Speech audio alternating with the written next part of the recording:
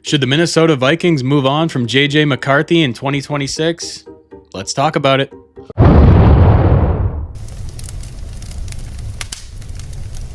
Welcome, everybody, to the Duo Collectibles YouTube channel. Please hit that subscribe button so you don't miss any of our great football content this season.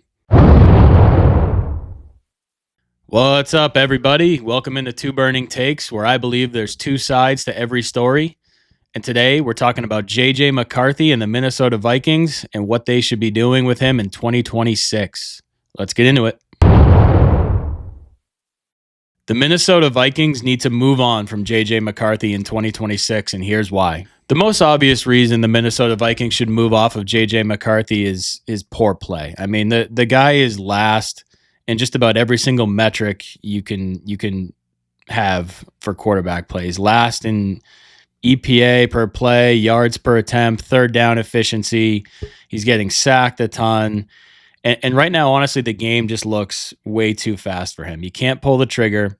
There's guys open. And the thing is, he has guys like Justin Jefferson and Jordan Addison that even when they're covered, if you put the ball in a competitive spot, they can still go up and make a play. Right now, he's just not trusting what he's looking at.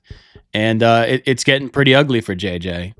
But to me, more concerning than the play is the injuries. The latest news out of Minnesota, when JJ got on the plane, he told some trainers that he was having some head issues. They put him in concussion protocol, and it looks like he's going to miss this week's matchup with Seattle with a concussion. And, you know, concussions happen. It's part of the NFL, but this is a pretty bad pattern for JJ. I mean, obviously, in his rookie year, he misses the entire season, scrambling in preseason and tearing his meniscus. Then in week 2 against the Atlanta Falcons, scrambling as well, gets taken down from behind and has a high ankle sprain and misses over a month. Then he has the hand hitting the helmet, which didn't force him to miss any time, but you know, just another injury that popped up on the report. And then the latest news with the concussion. And a lot of these hits or in the meniscus case was non-contact. A lot of these injuries are not crazy car wreck plays. They're pretty routine plays in the NFL. And yes, injuries can be fluky and they happen, but dependability is just as important as actual ability. And JJ McCarthy, they cannot rely on him to make plays, obviously, but even be on the field. He looks like he's going to miss this game against the Seahawks, and who knows how much longer he'll be out as well. So you can't rely on JJ McCarthy to be your quarterback if he just can't stay on the field. Never mind the terrible play. And the other thing is too, I hear a lot of people saying he's young and it takes time to develop. There's a certain floor you have to meet to be worth developing. And if you're just going to roll this kid out there to develop, quote unquote, because he's young and you use the first round pick on him, you're essentially telling guys like Justin Jefferson and Jordan Addison and TJ Hawkinson and Christian Darrisaw and any of these other veterans on their offense that this kid's development and the fact that we took him with a high pick is more important to us than your career. Then, you know, especially a guy like Justin Jefferson, who's 26, 27 years old, right in the prime of his career. There's no guarantee he's going to be great for another 5+ years. He could be, but realistically, he probably has another 2 to 4 really elite years of NFL football.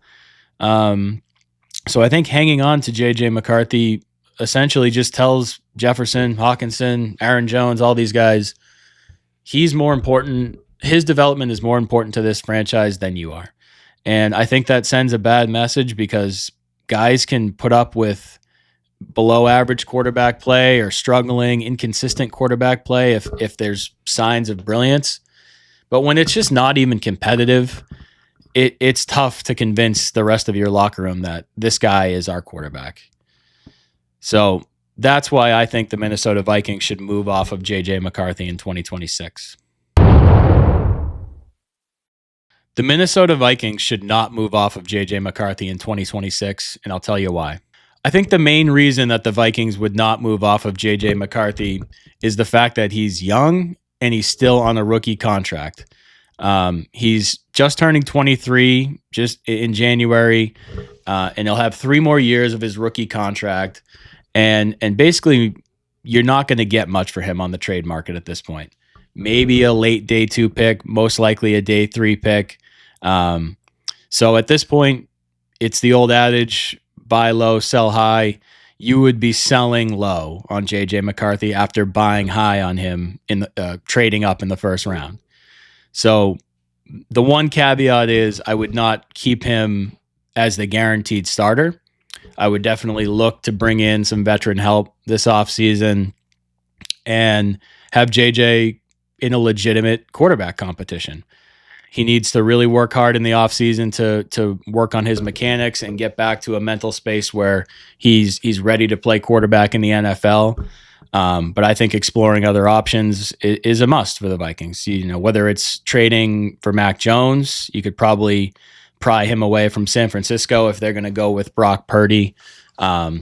Maybe for a second or a third round pick for Mac Jones. Probably similar for a guy like Davis Mills in Houston. I would think that would probably be about a third round pick to get him. And basically, you could also explore free agents like Aaron Rodgers. You know, you wanted him. He wanted to come to Minnesota last year. He's played a lot better in Pittsburgh than he looked last year with the Jets. So it does look like there is some left in the tank, and I think he could immediately elevate the Vikings offense back to, at worst, middle of the pack and very competitive. And I think a guy like Joe Flacco could also be another option. I know he's 41, 42 years old, but in the last few years he's played good quarterback. The guy knows how to play the position. We see what he's doing with that Bengals offense with Jamar Chase and T. Higgins. He'd immediately step into a Vikings offense that has great pass catchers as well. And it would, take the pressure off of JJ. Well, the pressure would be on him specifically, but it would take the pressure off the organization to feel the need to play JJ no matter what. If there's another guy who can start and win games, that would be a huge addition for the Vikings, and you could realistically go into the 2026 training camp with JJ still on his rookie deal at 23 years old. You still have control of Max Brosmer. We'll see what he can do the rest of this year, and then one of these other veterans that either that I mentioned or somebody else that may become available. And I think that allows you to still have belief in JJ and still see what he can do with a full healthy offseason, hopefully, but immediately be able to pull the plug if it's not looking good in camp or early in the season. There wasn't really a plan this year. Max Brosmer is a rookie. Carson Wentz has had his ups and downs in the league, and he ended up looking okay for the Vikings, but I don't think he's any type of option that you want to roll back in 2026. So that's basically the main reason that I would keep JJ McCarthy. You're not going to get the trade value back for him. He's still on a rookie contract. And the last thing, it would be catastrophic for the Vikings if they got rid of JJ.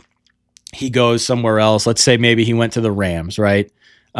Sits behind Matthew Stafford for a year, learns from Sean McVay, and then he's ready to step in a year or two, and he looks like a very good quarterback. That type of miss would also not look good for Kevin O'Connell, especially if they're still looking for a quarterback at that point.